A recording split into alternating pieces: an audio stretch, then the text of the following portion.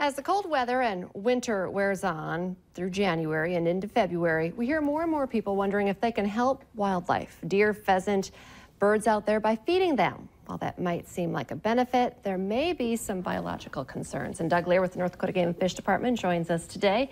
People just want to help out, and they think, oh, look at those poor animals. What do you say when you hear that? I'm sure you hear it all the time. No, and we do. Even in what's like not as intense of a winter where we haven't quite as much snow, maybe hasn't been as cold as long, and kind of a little break in the weather right now.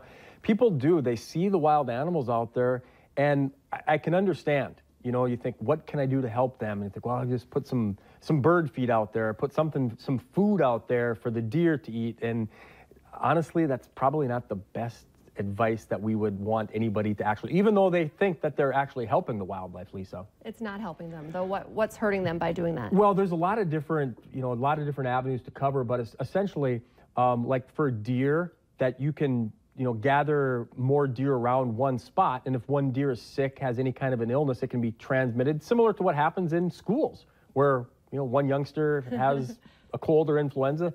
They all transfer that. In the bird side of things, you can draw animals out of cover. Birds might be in some evergreens and away from the wind and out of the cold and be pulled out of that suitable habitat.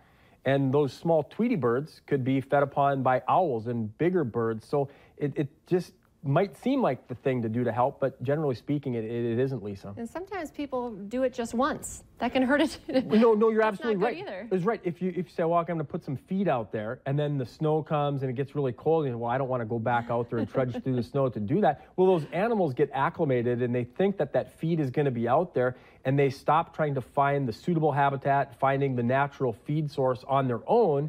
And again, overall, for the total species, we try to impress upon people it's habitat. It's not just dumping food out there. It's more than that, and it can actually be detrimental. To the individual, it might help, but overall to the general population, it's not going to help, Lisa. And these animals have been around and in this environment forever. It's not like, oh, that baby bird doesn't know how to live here. And they do. That you're absolutely right. Even things such as the pheasants, which are from China, they've developed ways of surviving through the winter, so they can kind of find their way on their own, Lisa. Okay, good reminders. Doug Lear with the North Dakota Game and Fish Department. Thanks for coming in today. You're welcome.